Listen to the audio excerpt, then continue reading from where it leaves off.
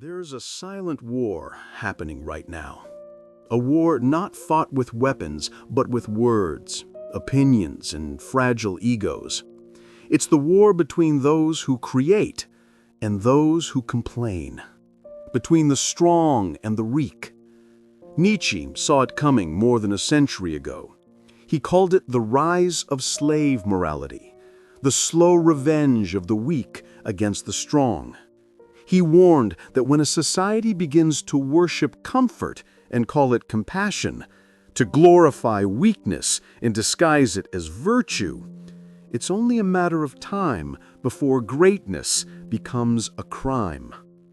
And that's where we are today. Everywhere you look, strength is treated like arrogance, confidence like aggression, and discipline like oppression. The strong are mocked for standing tall because their presence exposes what others refuse to face. That weakness is not a lack of ability, it's a choice of avoidance. The weak have more morality. The strong have more truth. Nietzsche. But the weak cannot stand the mirror that the strong hold up to them. Because every time a strong soul rises, it reminds the crowd of their own submission. Their hatred is not truly hatred, it's envy disguised as ethics. They resent the strong because the strong reveal what they could have been. Nietzsche saw this resentment as the root of modern decay. He called it ressentiment, the moral poison of envy and self-pity that infects entire cultures.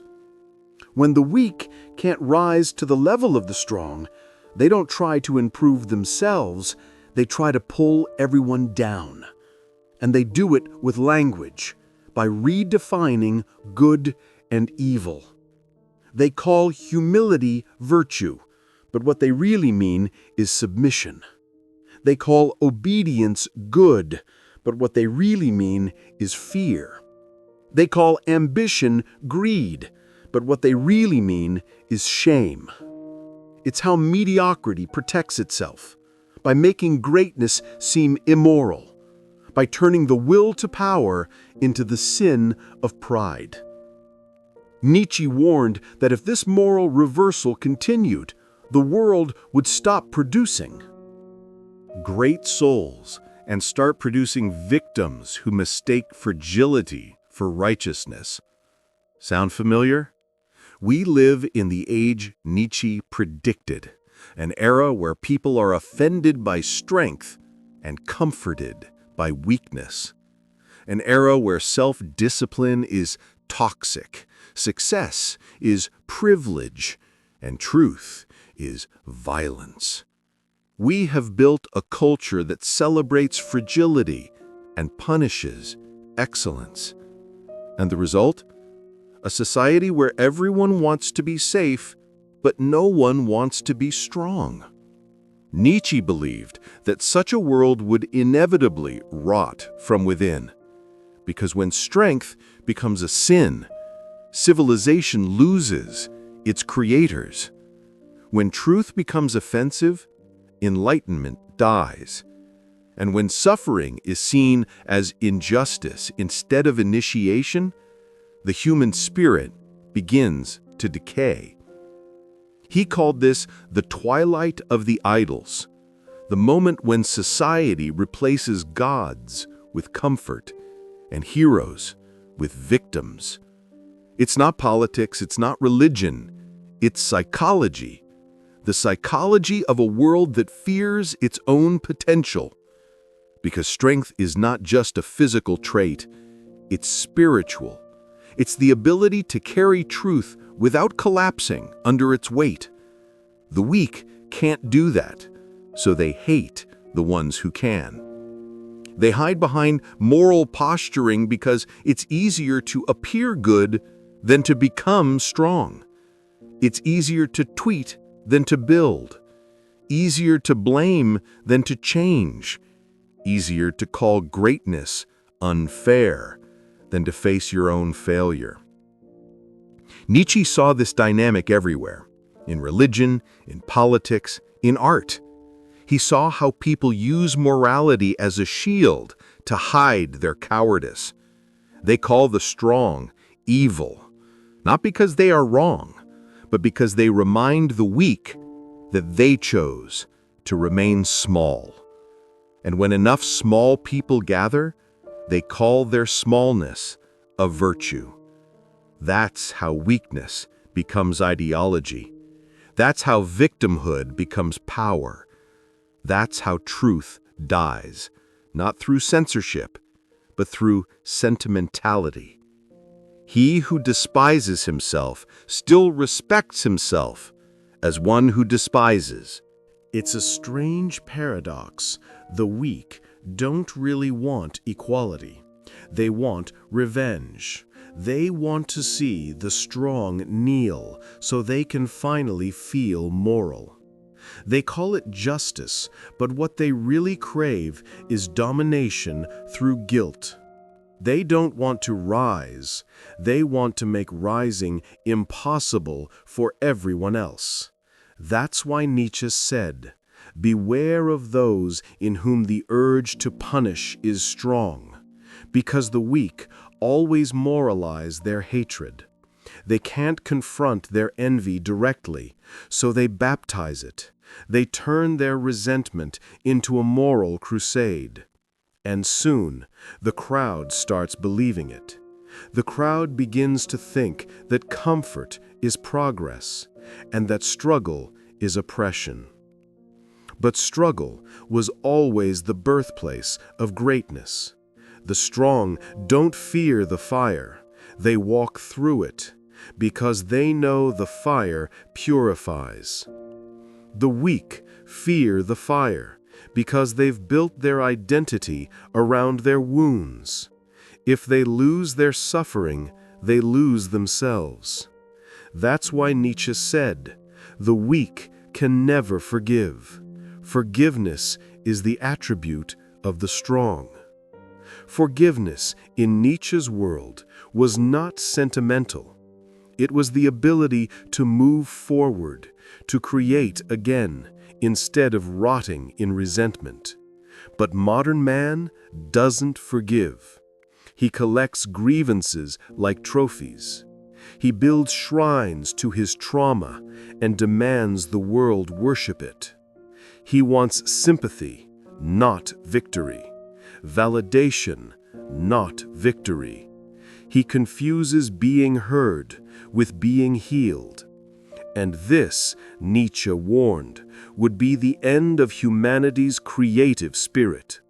Because a world built on resentment can only destroy, it can never create.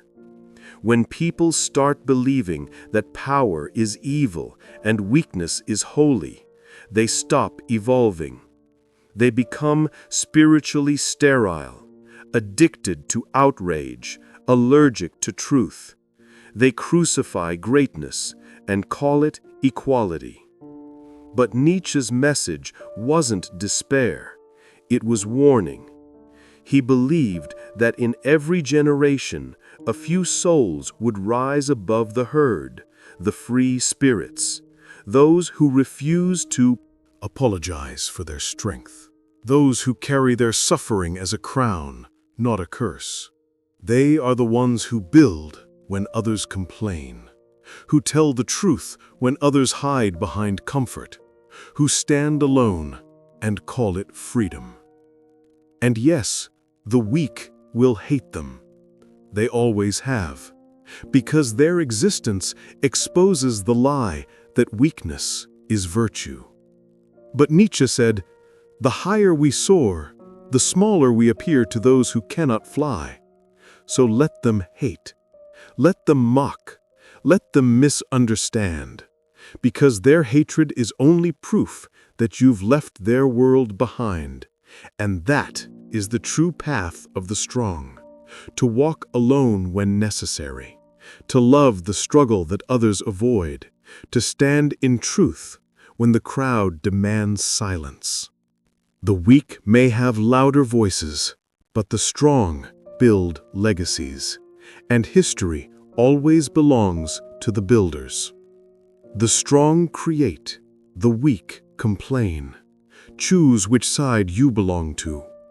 If this message spoke to your spirit, subscribe, not to follow, but to rise. And leave this in the comments to claim your strength. Comment, I choose strength over comfort. Because the moment you say it, the world starts to change.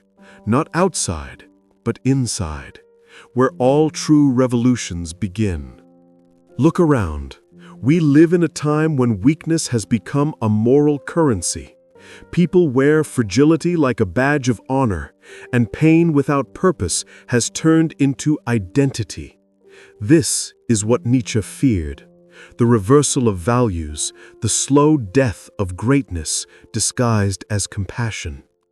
A civilization that fears offending, fears confronting, fears growing, is already dying. The modern world no longer wants truth. It wants comfort. It wants everything that makes it feel safe, even if that safety costs the soul its strength. We've replaced courage with convenience and discipline with dopamine. We've confused kindness with compliance, and we call that progress. Nietzsche saw this coming. Doesn't lift people up, it drags everyone down. Because the weak don't want to be free. Freedom requires responsibility. They want control, but not self-control. They want the illusion of power without the pain of earning it. And when they see the strong building what they could never sustain, they turn envy into morality. Everything that elevates the individual above the herd is evil, Nietzsche. That's the silent belief of the modern age. The herd doesn't want to be reminded of its mediocrity, so it attacks the ones who refuse to settle for less. It mocks those who rise. It silences those who speak truth. And it rewards those who stay small. Because smallness is safe. Smallness doesn't threaten anyone. And safety is the new god of the weak. But Nietzsche said that safety kills the soul. The human spirit was not made to live inside padded walls. It was made to wrestle with the chaos of existence, to fight, to fall, to rise again. Only through the struggle do we become real. Only through suffering do we grow teeth sharp enough to bite into meaning. Without it, we decay into polite nothings, agreeable but empty. He called this the domestication of man, the process by which culture neuters the wildness of the spirit. We are taught to obey, not to question, to follow, not to create, to be liked, not to be real. The modern man lives for approval, not for truth, and he wonders why he feels hollow. That's why Nietzsche despised comfort. He saw it as the slow poison that kills greatness while pretending to heal it. Comfort convinces you that peace is found in avoidance. It whispers, stay small, don't make them uncomfortable, don't stand out. But the strong don't obey that whisper, they crush it. Because they know that the price of comfort is the death of purpose. He who has a why to live can bear almost any how. Nietzsche. But today, no one has a why. We chase pleasure because we've forgotten purpose. We chase applause because We've forgotten silence. And when we no longer know what we live for, we begin to envy anyone who does. That's why weak people hate the strong, because strength exposes meaninglessness. It shows what life could look like if you stopped making excuses. And excuses are the modern religion. A religion with no God, no truth, no transformation, only justification. We worship trauma instead of transcendence. We canonize the victim and crucify the victor, because the victor makes us feel guilty for giving up too soon. Nietzsche warned that this would lead to the rise of what he called the last man. The last man doesn't dream, doesn't strive, doesn't create. He just wants comfort, entertainment, and the illusion of virtue. He wants to be told he's good, even when he's weak. He wants meaning handed to him, not earned. He wants paradise without price. Sound familiar? Look at how modern society treats success. If you achieve greatness, they say you cheated. If you rise above others, they call you selfish. If you refuse to conform, they call you dangerous. It's the same pattern Nietzsche saw in the morality of the herd. When people can't rise to your level, they will try to level you down. But here's what the weak never understand. The strong don't seek domination. They seek creation. They are not obsessed with power. They are obsessed with purpose. They don't want to control others. They want to control themselves. And that's exactly why they terrify the weak. Because the strong are living proof that excuses are lies, that self-pity is a trap, that discipline, not comfort, is the path to freedom. The weak hate the strong because they've built their lives around avoidance. They avoid pain, avoid truth, avoid accountability, and call it peace. But peace without truth is just anesthesia.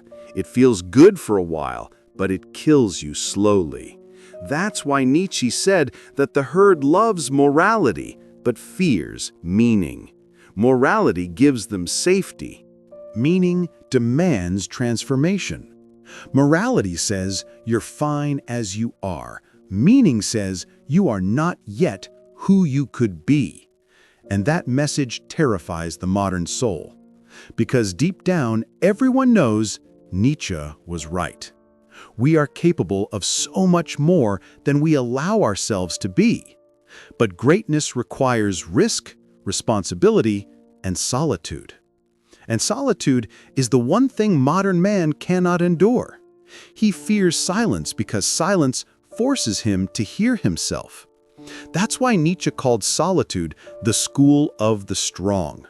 It's where you meet your real self, not the one you perform for others, but the one who has to face the mirror with nothing left to hide behind. That's where strength begins. Not in the gym, not in wealth, but in that terrifying silence where you either collapse or confront yourself. The weak run from that silence. The strong learn to live in it. And that's why the world hates them, because their calm reveals the chaos everyone else is running from. So yes, Nietzsche was right. The weak will always hate the strong. Because every act of strength reminds them of their own surrender. But their hatred doesn't destroy the strong, it refines them. It forces them to stand taller, to think deeper, to fight harder. Because in the end, that's what strength is. Not the absence of resistance, but the ability to grow from it. The strong don't need approval. They don't need permission. They only need purpose. And purpose is born the moment you decide that weakness is not your identity. The weak will always curse the fire. The strong will walk through it and call it home. If you understand what that means, subscribe, not to escape the world, but to master it. And leave this in the comments to seal your resolve. Comment, I choose to rise above the herd. Because that's where Nietzsche said the future begins, with the few who dare to be strong in a world that fears strength. Strength is not inherited. It's forged in silence, in Failure, in rejection, in the nights where no one claps for you. That's what Nietzsche meant by self-overcoming. The moment you stop blaming the world and start rebuilding yourself, you step out of the herd and into freedom. He believed that most people never truly live. They just react to fear, to shame, to social pressure. They are products of expectation, not creators of destiny. But the few who awaken, the few who dare to face their own weakness without running, they discover something divine, the will to power. Not power over others, power over themselves. The power to take the raw material of chaos and turn it into creation. He who cannot command himself will always obey, Nietzsche. That's the law of existence. If you do not master yourself, someone else will. If you don't shape your mind, the world will shape it for you. And the world doesn't want creators. It wants consumers. It doesn't want strong thinkers. It wants obedient followers. So it feeds you comfort, distraction, and noise. It keeps you tired, busy, entertained, but never awake. Because the moment you awaken, you become uncontrollable. You begin to think. You begin to act. You begin to live by inner law, not external approval.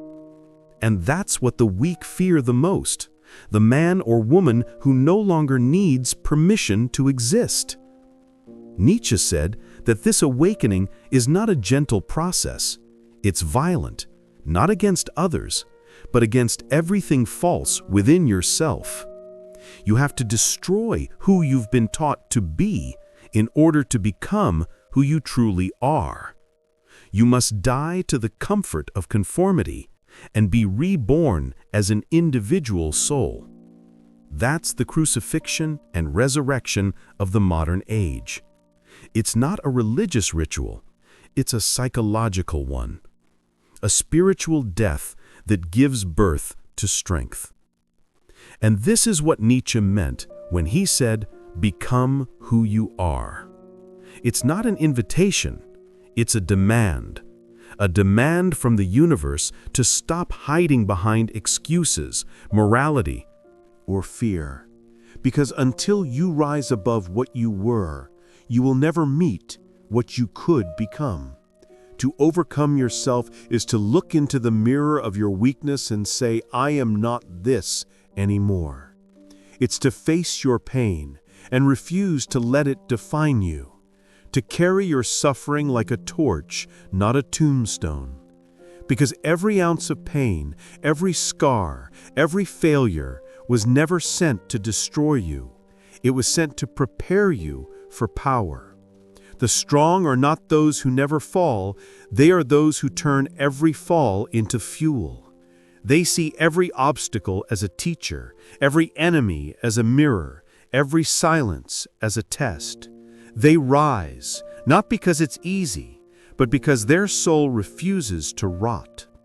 That's what Nietzsche meant by the creator spirit, the soul that stops reacting to life and starts creating from it. When you reach that level, you don't need validation, pity, or applause. You build meaning with your bare hands. You sculpt it from struggle. You turn chaos into order and order back into art. You become both the storm and the calm that follows. The weak cannot understand this. They want life to be fair, safe, predictable. They want to be protected from pain. But the strong know that pain is protection. It keeps you real. It keeps you sharp. It keeps you awake. Pain is the hammer that forges the soul into something that lasts. And once you've been forged, the world can no longer threaten you, because it no longer owns you. You've already died to what others fear: rejection, ridicule, solitude. Those things don't imprison you anymore. They define your freedom. That's why Nietzsche said, "The higher we rise, the smaller we appear to those who cannot fly." He wasn't glorifying arrogance. He was describing perspective. When you begin to live with purpose, the crowd that once admired you begins to resent you, because your growth makes their stagnation visible. Your success exposes their surrender. Your strength shines light on their shadow. Light is always hated by what hides in the dark. So don't fear being misunderstood. Don't fear standing alone. The strong are always alone at first, until the world catches up. Every prophet, every thinker, every creator stood at that edge. They were mocked, hated, crucified, but their strength outlasted the noise. Because truth, once born, cannot die. And this is Nietzsche's greatest warning. If society continues to punish strength and reward weakness, it will drown in its own pity. It will create generations allergic to hardship and addicted to comfort. And when hardship finally arrives, as it always does, no one will be ready to endure it. The herd will panic. The strong will build, because the strong are always prepared. They train their minds in the silence of solitude. So when the storm comes, they do not fear it, they become it. That's the secret of the strong. They are not destroyed by chaos, they are defined by it. So if you feel the world turning against you for being strong, good. It means you've stopped living by their script. It means you've started to write your own. And yes, the weak will hate you for it, but their hatred is nothing more than applause in disguise.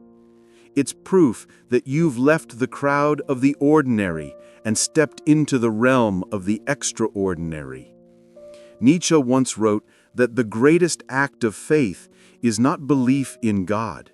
It's belief in the possibility of becoming something greater. That's the soul of strength.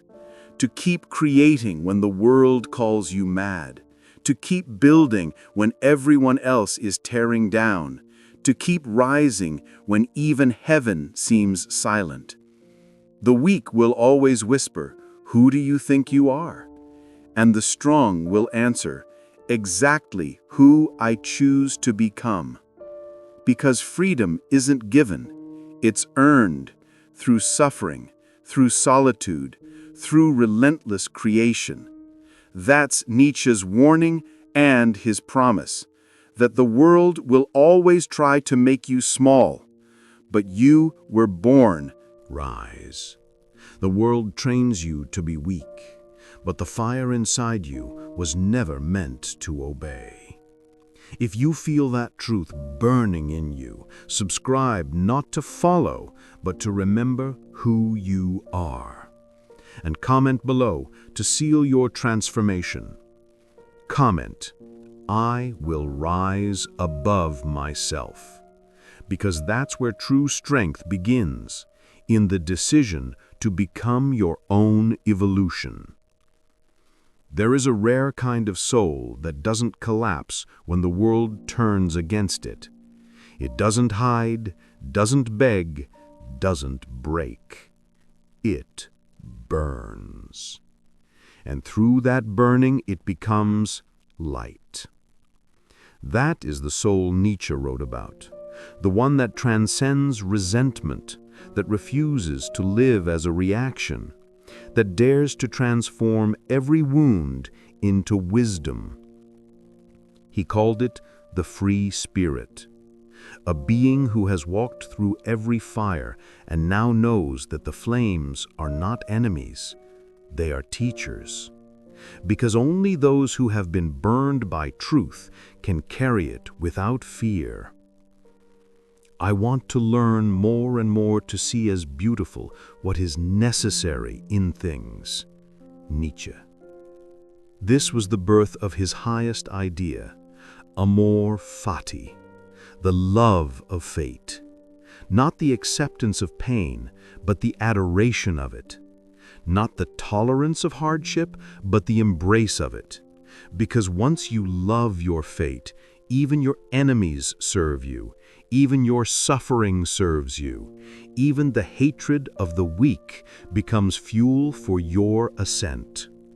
The strong don't seek revenge, they turn their scars into scripture. They don't waste energy hating the world, they use the world as the gymnasium of the soul.